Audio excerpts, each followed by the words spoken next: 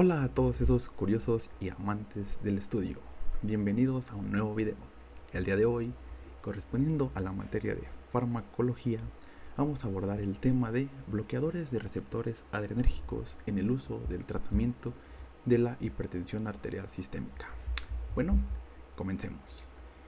Primero que nada, tenemos que recordar un poco sobre lo que es el sistema simpático o el sistema autónomo, que si recordamos, este se divide a su vez en simpático y parasimpático, ¿ok? Por primera mano, si estamos hablando que es de receptores adrenérgicos, pues estamos refiriéndonos al sistema simpático.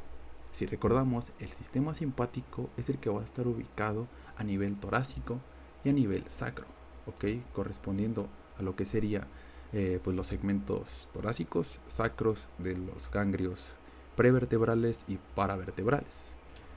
Estos pues van a corresponder a muchas funciones o muchos estímulos que van a tener en el cuerpo. Pero a nosotros lo que nos interesa recordar un poco es que este sistema va a corresponderse por tener fibras preganglionares cortas que al hacer sinapsis van a participar en un poco de lo que es la acetilcolina, y que a sus fibras postganglionares, que van a ser largas, que van a ser propiamente las que actúen en los receptores adrenérgicos, van a ser actuando con la norepinefrina principalmente, aunque también la epinefrina tiene sus efectos en estos sistemas. Si recordamos, nosotros tenemos dos tipos de receptores en este sistema, que son los alfa y los beta. Estos pues los encontramos dispuestos en muchos lugares del cuerpo y son de distintos tipos. Si recordamos de los de los beta, tenemos tres tipos: el beta 1, el beta 2 y el beta 3. Por parte de los alfa vamos a tener dos tipos, lo que es el alfa 1 y el alfa 2 principalmente. Estos se encuentran, como se aparece en la imagen, en muchos lugares y con muchas funciones: en el ojo, en el útero, en el páncreas, corazón, hígado, etc. Para este tema, para abordarlo en el uso del tratamiento en la hipertensión arterial, vamos a centrarnos primeramente en el beta, siendo el beta 1 y el beta 2, y en el alfa, principalmente en el alfa 1, aunque también se puede llegar a mencionar un poco lo que es el alfa 2, siendo los tipo 1, tanto del beta como del alfa, los cuales nos van a ayudar a los efectos terapéuticos en el tratamiento de la hipertensión arterial sistémica, mientras los beta 2 pueden ser aquellos que nos interfieran o sean aquellos que den los efectos adversos, ¿ok? Primeramente tenemos que recordar el lugar donde nos importan estos receptores para recordar otro concepto antes que este anteriormente mencionado. Se dice, si recordamos, la presión arterial está dada por dos factores, ¿no? Que es uno, que es el gasto cardíaco, y otro que es las resistencias vasculares periféricas. Si recordamos nosotros, el gasto cardíaco está dado por la frecuencia cardíaca multiplicado por el volumen sistólico, que es el volumen expulsado en cada latido. Y las resistencias vasculares periféricas pues no va a ser otra cosa más que esa contracción vascular periférica principalmente de las arterias. Esto es lo que nos va a definir la presión arterial en el cuerpo, ¿ok? Entonces, si nos basamos en este concepto, ahora extrapolémoslo a lo que son los receptores. Por parte del receptor alfa, el alfa 1, como ya mencionamos, se va a encontrar en muchos lugares distintos. Pero primeramente el que nos interesa es el de los vasos sanguíneos. ¿Esto por qué? Porque el alfa 1 en el vaso sanguíneo, o mejor dicho, en el músculo liso del vaso sanguíneo, va a tener un efecto de contracción. Es decir, que aquí va a aumentar la resistencia vascular periférica. El alfa 2, por su parte, si ya lo mencionamos, que no propiamente es que de los efectos terapéuticos, ya que este es preganglionar o presináptico y va a ser un efecto inhibidor. Por eso mismo es que se les puede llegar a considerar pues parte de los efectos adversos. Por otro lado, los receptores betas vamos a tener primeramente el beta 1. El beta 1 lo vamos a encontrar en lo que es el corazón. ¿Qué va a efectuar en el corazón o en el miocito cardíaco? Dos cosas que van de la mano. Entonces se podría decir que una misma. Primero, va a aumentar los efectos ionotrópicos del corazón, que esto que es la contractibilidad cardíaca. Esto que va a sumar o que va a generar un aumento de la frecuencia cardíaca. Y si recordamos, el gasto cardíaco está dado por la frecuencia cardíaca. Entonces, de esta manera es como actúa midiendo la presión arterial. El beta 1 también lo vamos a poder encontrar en el sistema de las células justaglomerulares del riñón. ¿Esto por qué? Si recordamos, estas células son las que nos generan o los que liberan la renina, que forma parte del sistema renina-angiotensina-aldosterona. Y esto va a tener dos efectos. La angiotensina 2 es vasoconstrictor, entonces ¿qué hace? Aumenta la resistencia vascular periférica. Y la aldosterona retiene sodio, el sodio retiene agua, y esto que va a aumentar la volemia, entonces va a aumentar la presión arterial. Esto es por parte del beta 1. El beta 2 también se menciona que se puede encontrar en el riñón, pero es más específico el beta 1. Pero el beta 2 lo vamos a encontrar en el músculo liso bronquial principalmente, que es por algo que están dados los efectos adversos de estos medicamentos. Ok. Entonces, ahora, ¿cómo actúan? O propiamente en el uso de estos fármacos en la presión arterial, ¿cómo actúan o cómo se van a ver? ¿Cuál es su mecanismo de acción? Primeramente, hablando de los beta bloqueadores propiamente, ya recordamos, los encontramos en lo que es corazón, que son los efectos de la contractibilidad y la frecuencia cardíaca, y en el pulmón, que son los efectos secundarios, digámoslo de esa manera. De manera normal, cuando la presión arterial cae, el sistema simpático se actúa. ¿Esto que libera? Libera pues su neurotransmisor, la norepinefrina, que va a activar a los beta 1 cardíacos, aumentando el gasto cardíaco, por lo que ya vimos, ¿no? Si aumenta la frecuencia, va a aumentar el gasto cardíaco. Esto que va a aumentar la presión arterial. Por otra parte, el beta 1 también va a liberar renina. La renina va a activar el sistema renina-angiotensina-aldosterona. ¿Qué va a generar esto? Dos cosas. La angiotensina 2, como ya mencionamos que es un potente vasoconstrictor, va a aumentar la resistencia vascular periférica. Por otro lado, la aldosterona, al ser un mecanismo de que retiene sodio y el sodio jala agua, va a aumentar la volemia. Todas estas tres cosas que va a llevar a un aumento de la presión arterial. Pero entonces, ¿qué pasa cuando se usan estos fármacos? Primero, a corto plazo. A corto plazo vamos a tener una cosa. Si la presión arterial está en esta parte, si el sistema simpático no puede activar los beta 1, ¿qué va a generar? Una disminución del gasto cardíaco por disminución de la contractibilidad cardíaca, así como una disminución de la frecuencia por inactivación del nodo sinusal, así como disminuir la liberación de renina. Estas tres cosas que van a generar pues un descenso en la presión arterial, es decir, lo contrario aquí.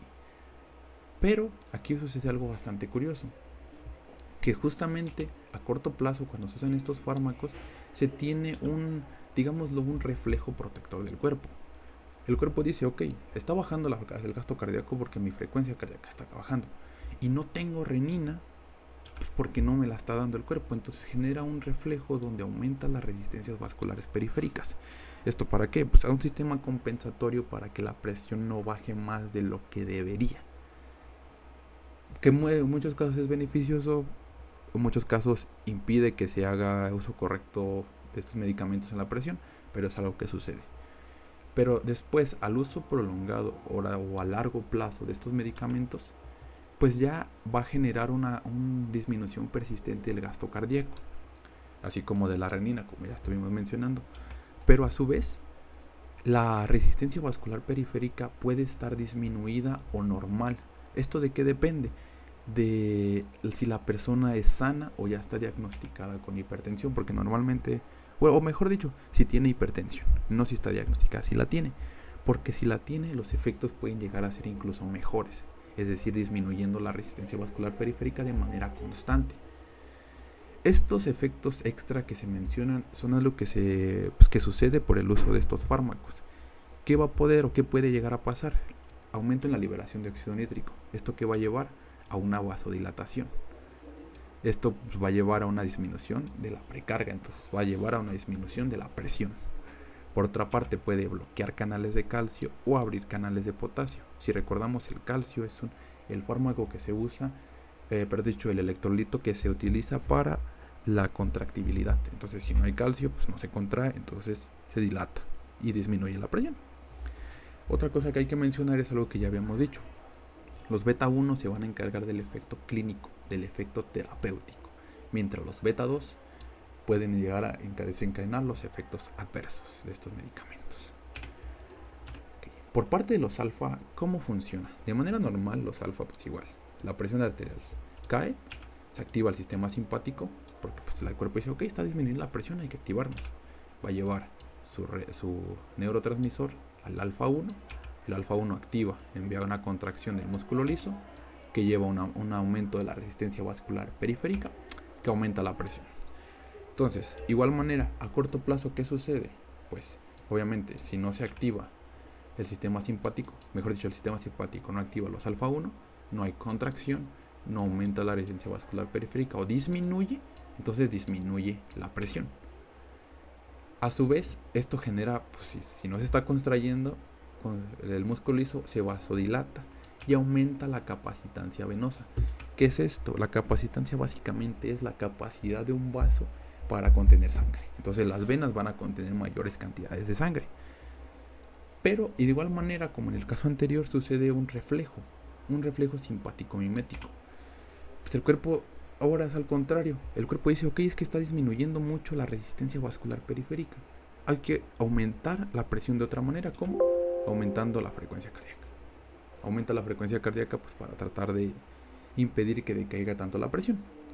Así como la renina va a verse elevada. ¿Por qué? Pues porque la renina es otro efecto compensatorio que tiene en el cuerpo. Entonces necesita activar la renina para activar la angiotensina 2 y que ese vaso constriña para pues no llevar a una pérdida total de la presión. Es un efecto, digamos, protector del cuerpo.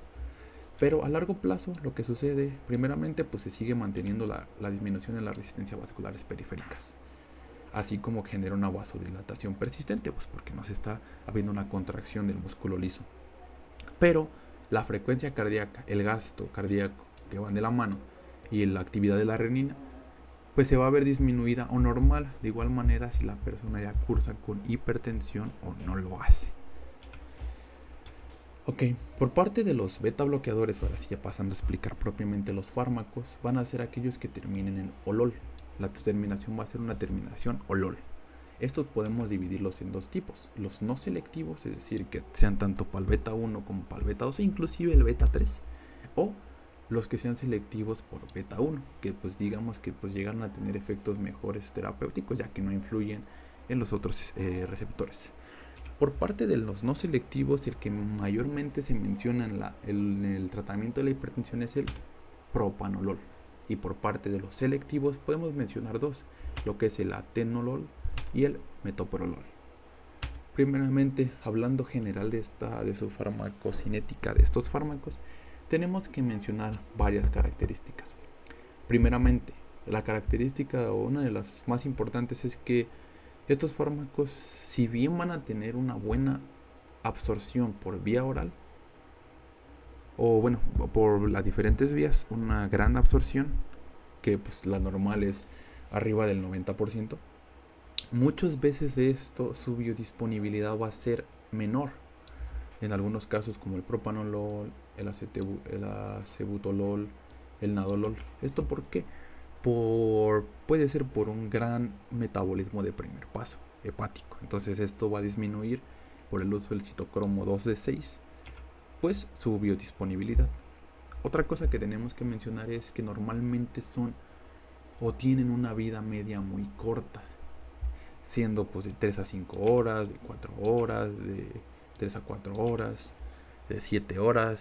Entonces esto que genera que se tenga que usar en liberación prolongada para que si su vida media es corta, el fármaco se libere de manera constante durante tiempo prolongado, sostenido, para pues hacer que su efecto farmacológico dure más tiempo. Esto apoyado de que normalmente varios de estos, como el propanolol, el pentobolol o inclusive el esmolol, tienen bastante unión a proteínas. Entonces esto va a generar pues que estén en el cuerpo más tiempo. Y algo bastante curioso que mencionan de estos fármacos es su solubilidad en lípidos, ya que muchos, sobre todo lo que son de primera generación o no selectivos, van a ser muy solubles en los lípidos. ¿Esto qué genera? Pues que lleguen o atraviesen las membranas lipídicas bastante fáciles. Entonces se puede llegar al caso que actúen incluso como antiarrítmicos porque llegan a traspasar las membranas lipídicas muy fácilmente. Mencionando los que ya dijimos como representantes de estos grupos, primero tenemos el propanolol. Ya dijimos, es un bloqueador beta no selectivo que, al igual como ya mencionamos, tiene rápida absorción oral, inclusive en los efectos de 1 a 2 horas cuando comienzan a ser usados, o a ser consumido. Tiene una unión a proteínas muy amplia, como ya mencionamos, y el hecho de que su volumen de distribución sea corto, pues esto permite una mejor distribución en lo que es en el cuerpo. Por otro lado, va a cruzar la barrera hematoencefálica también por este hecho de ser bastante soluble en lípidos, entonces pues por eso ese efecto que tiene, entonces también se debe de considerar. Aquí algo curioso es que si bien es cierto que tiene rápida absorción por vía oral y como ya vimos que tiene gran grado de absorción, tiene mucho metabolismo hepático, por eso mismo su biodisponibilidad por vía oral es bastante poca. Se va a excretar en orina principalmente como metabolitos y su vida media es bastante corta, lo que ya habíamos mencionado. En cuanto a su posología, en tratamientos de la hipertensión esencial, se menciona que primeramente podemos iniciar con una dosis de 80 miligramos cada 12 horas. O sea, si por ejemplo esta tableta viene de 40, pues se pueden dar 2 tabletas para cumplir los 80 miligramos. Y ya una vez que pues, se vea que se acepta bien este medicamento por parte de la persona, ya podemos cambiar, dependiendo del caso, en dosis de 160 a 360 miligramos por día repartidos en 2 o inclusive, bueno, principalmente 2 dosis para que no sea tantas pastillas que se deban de consumir en el mismo tiempo. Teniendo que es una dosis máxima, van a ser de hasta 640 miligramos por día. Por parte del metoprolol, vamos a tener que este ya es selectivo por beta 1. Este de igual manera tiene rápida absorción por vía oral y sus comienzo de sus acciones bastante rápido, igual que el anterior fármaco que mencionamos. Este va a tener algo igual, va a ser bastante o tiene volumen de distribución muy corto y va a cruzar la barrera hematoencefálica por esa característica que ya vimos de ser lipofílico. Pero este no va a ser tan unido a proteínas, entonces pues eso es algo que también se debe de tener en cuenta. Va a tener también igual amplio metabolismo de primer paso hepático, igual por eso su biodisponibilidad por vía oral es poca, pues sí poca. Se va a excretar por orina y su vida media va a subir.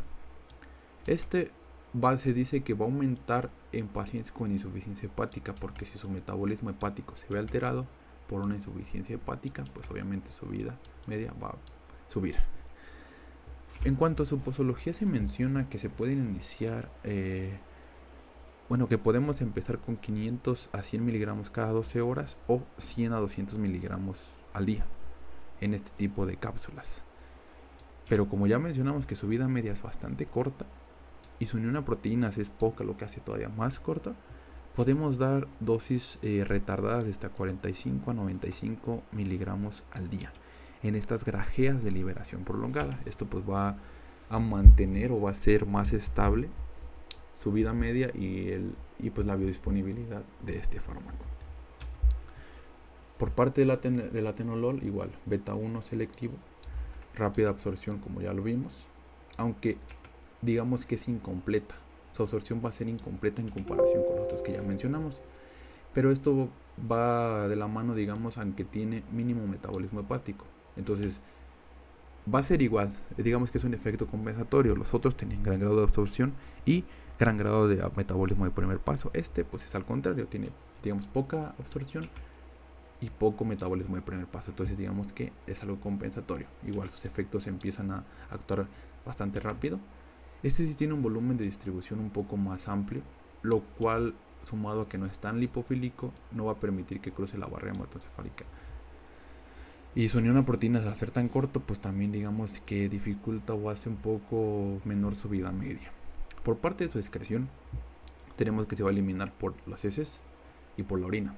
Esto pues 50-50 o 50-40. Y por parte de su vida media, pues digamos que va a ser bastante más larga que las anteriores, de hasta 7 horas, pero pues igual sigue siendo algo bastante corto. aunque en pacientes con RC terminal, pues puede llevar a que esto se amplíe y sea más grande su vida media. En cuanto a su posología, nos menciona que puede ser de 50 a 100 miligramos por día. Ok, de estos fármacos, algo que se menciona bastante, o bueno, se realizó un metaanálisis, que el metaanálisis es por parte de la Sociedad Española de Cardiología, en el cual mencionaban que el uso de estos fármacos ha visto la reducción de hasta 10 milímetros de mercurio en la presión sistólica y 5 en la diastólica en pacientes que son tratados con los beta bloqueadores. Así como que, bueno, esto se ve en pacientes que no aumentan su mortalidad vascular, es decir, si tienen algún problema vascular no se ha visto aumentado.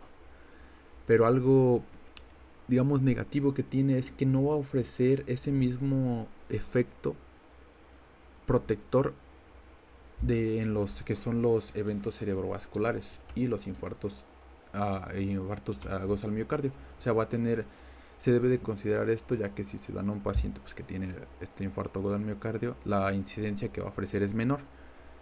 Pero pues hacer los efectos protectores en los eventos cerebrovasculares pues van a ser menos. Okay, esto también se debe tener en cuenta.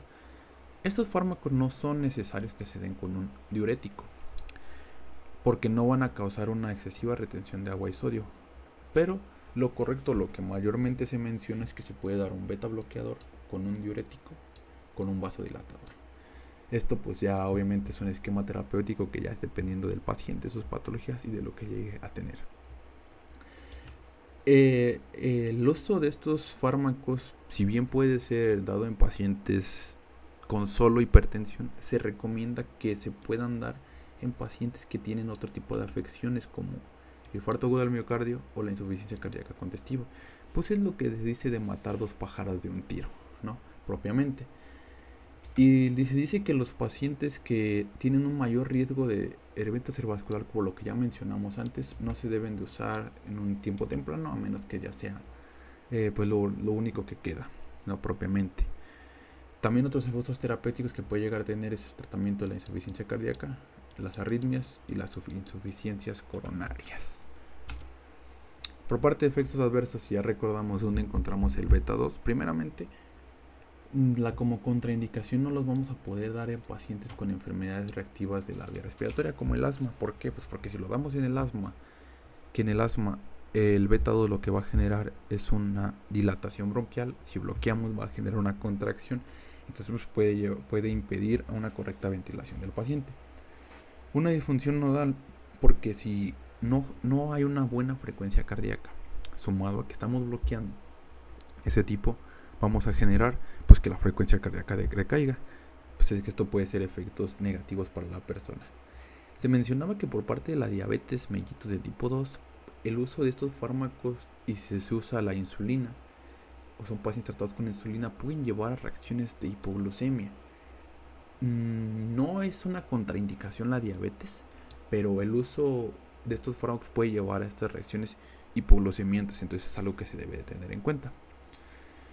Por parte de sus efectos adversos, los más principales, pues primero encontramos algo curioso, que dice que el uso de estos fármacos va a aumentar los triglicéridos y a disminuir las lipoproteínas de alta densidad. Esto no se sabe si llega a tener algunos problemas a corto, mediano o largo plazo, pero es algo importante que se debe tomar en cuenta. Después, la suspensión repentina de estos fármacos va a llevar a un síndrome de abstinencia. ¿Qué va a generar esto? Que sean mayor sensibilidad a las catecolaminas endógenas, la adrenalina y la noradrenalina principalmente. Que esto que va a llevar a una hipertensión de rebote, pues porque si suspendemos de manera repentina, las catecolaminas van a actuar mayormente, generando una mayor vasoconstricción, una mayor frecuencia cardíaca, aumento de la resistencia vascular periférica y aumento del gasto cardíaco. Entonces puede llevar a una hipertensión de rebote mayor, complicada de la que ya teníamos. Y algo curioso es que si se llega a usar epinefrina, va a generar una hipertensión extrema y una bradicardia. ¿Esto por qué? La hipertensión porque va a estimular el alfa, el receptor tipo alfa, y la bradicardia porque de manera compensatoria va a generar un reflejo vagal. Entonces es algo que se debe tener en cuenta. Ya por otros efectos secundarios que podemos tener, pues pueden ser bastante diversos. desde la hipotensión, el síncope, la impotencia, la diarrea, la pirosis, la fatiga, hipoglicemias, etc. Y por parte de las contraindicaciones, probablemente la que ya mencionamos, enfermedades de vía aérea, asma, o bloqueos cardíacos que impidan la buena de funcionamiento de la frecuencia cardíaca. Y ya otras, lo que ya mencionamos, la diabetes, la hipotensión, la enfermedad hepática, el cromosictoma, entre varias otras. Algo importante es que la intoxicación por beta bloqueadores, digamos, una persona adulto mayor que no se está, pues que no tiene buen correcto uso de sus medicamentos, pues porque se le olvidan, podemos mencionarlo, pues puede llevar a bradicardia, hipotensión, depresión miocárdica, arritmias, broncoespasmo, hipoglucemia, que serían los síntomas característicos de una intoxicación por beta bloqueadores. Esto, pues, ¿cómo se trata? Primeramente, controlar la vía aérea, pues que no deje respirar o que no haya un broncoespasmo. Reducir los efectos cardiotóxicos como las arritmias o la depresión miocárdica y controlar la hipoglucemia si es que la llegue a tener. Ok, eso sería por parte de los beta bloqueadores. Ahora, por parte de los alfa bloqueadores o alfa 1, que son los que van a terminar en sosina, vamos a tener varios, y aunque el representante de estos es la prazosina, aunque también podemos mencionar como la terosina o la doxazosina, que son otros fármacos que se pueden utilizar o se pueden englobar en este uso del tratamiento de la hipertensión. Por parte de la prazosina vamos a tener que igual, ya mencionamos que es un bloqueador alfa 1 selectivo, que se dice que tiene 1000 veces mayor afinidad por alfa 1 que por alfa 2. Este va a tener una buena absorción por vía oral, siendo sus comienzos hasta 2 a 4 horas con una biodisponibilidad hasta el 70%. Tiene poco volumen de distribución y su unión a proteínas es bastante amplio, pero aunque su disponibilidad sea considerablemente buena y una proteína sea buena, su vida media sigue siendo corta. Entonces debe de considerarlo del uso prolongado, bueno, administrar correctamente en los tiempos para lograr siempre una buena biodisponibilidad del fármaco. Tiene un metabolismo hepático extenso, por eso, aunque su disponibilidad, su unión a proteína sea grande y su buena absorción, pues lleve a una baja disponibilidad. Y su excreción va a ser principalmente vía fecal y vía renal, en las heces y en la orina. Por parte de su posología, se menciona que podemos, en casos de hipertensión, iniciar con dosis de 0.5 miligramos 2 veces al día por 4 días. Y si se ve buena respuesta, ya continuar hasta 1 gramo 2 veces al día, lo que sería pues 2 gramos cada 24 horas. En cuanto a su uso terapéutico, igual se usa un estudio por la Sociedad Española de Cardiología, donde mencionaba, que es el estudio ALHAT. Aquí se mencionaban principalmente dos cosas: que estos fármacos no se recomiendan como uso de monoterapia, pues porque pueden llegar a tener mayores efectos secundarios que normalmente se llegarían a tener, así como que mencionaba que estos fármacos no van a tener los mismos efectos de prevención a la hora de prevenir la función del deterioro renal o prevenir los eventos cardiovasculares como la insuficiencia cardíaca, como lo son los calcio antagonistas, los IECAs. Estos van a tener mejores eventos, o mejor dicho, los diuréticos van a tener mejores resultados que los alfa bloqueadores, los IECAs y los calcio antagonistas. Por eso, de resumidas cuentas, este estudio lo que mencionaba es dos cosas: que no se deben usar como monoterapia y que sus efectos protectores renales y cardiovasculares son menores que los de otros fármacos. De igual manera, se menciona que como no se recomiendan como monoterapia, lo más correcto podría ser utilizar un alfa bloqueador con un diurético, con un beta bloqueador, que sería como el esquema terapéutico. Y de igual manera, sumado, si recordamos, otro uso que tienen los alfa bloqueadores es en la hiperplasia prostática benigna. Entonces, pues si es un paciente que tiene hiperplasia prostática benigna, sumado que tiene hipertensión, pues podemos matar 2 pájaros de un tiro usando este tratamiento. Como efectos adversos, primeramente podemos tener la hipotensión ortostática, síncope, cefalea, fatiga, congestión nasal, edema, priapismo, malestar gastrointestinal. Esto, pues si recordamos el efecto de los alfa 1, o en su caso el efecto contrario de los alfa 2. Entonces, Es por eso que se dan los efectos adversos. Y también otro mencionaba que usar como monoterapia, si recordamos que no se recomendaba, es porque aumenta riesgo de padecer insuficiencia cardíaca congestiva. Pues por eso sería el motivo que no se recomienda como uso monoterapéutico. Como contraindicaciones no se conoce alguna específica más allá de una hipersensibilidad al fármaco. Aquí puede suceder algo peculiar, que es algo que se le llama fenómeno de primera dosis. ¿Qué es esto? Esto puede suceder hasta en un 50% de los pacientes que son tratados, pues ahora sí, como por primera vez con un alfa bloqueador en la presión arterial. ¿Esto qué sucede? Esto va a llevarnos a una hipotensión ortostática en dosis inicial del medicamento. ¿Por qué? Porque si lo estamos dando y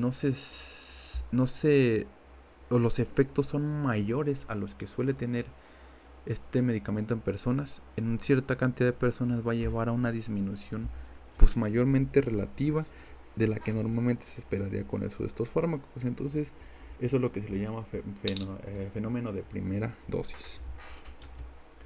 Por último tenemos lo que son los alfa y beta bloqueadores, que pues también pueden ser considerados como los antagonistas beta de tercera generación, que van a tener una terminación LOL. Estos van a ser, el principal representante es el carvedilol, aunque también se menciona otro como el labetanol. ¿Cómo funcionan estos? Pues es básicamente la combinación de los dos anteriores. Por ejemplo, de manera normal que sucede, si la presión arterial cae, se activa el sistema simpático, activa los beta 1, aumentan gasto cardíaco, aumentan presión arterial. Activan los alfa 1, aumenta resistencia vascular periférica, aumentan presión arterial. Si esto no sucede o si el fármaco inhibe este proceso, pues va a disminuir gasto cardíaco porque disminuye la frecuencia cardíaca en el corazón, va a disminuir resistencia vascular periférica porque disminuye la contracción en el músculo liso y va a llevar a una disminución de la presión arterial. Se dice que estos medicamentos en su relación de antagonismo van a ser mayormente antagonistas del beta que del alfa en una relación 1:10. Esto pues también porque los efectos adversos más comunes o más graves podrían darlos serían en los alfa. Si recordamos aquí, bueno, por parte de su farmacocinética de estos fármacos, tenemos el carvedilol y el labetalol, que son los principales. Estos igual no tienen tanta solubilidad en lípidos como eran los beta que ya habíamos mencionado, entonces no es lo que se debe de considerar. La absorción que tienen sí es parecida, pero igual su biodisponibilidad es baja por ese alto metabolismo de primer paso que llegan a tener. Su enlace a proteínas pues es variable, siendo el carvedilol hasta un 100%, mientras el labetalol aproximadamente de un 50%. Y la vida media que se puede llegar a tener es variable, siendo corta de hasta 4 horas o moderada de hasta 7 a 10 horas.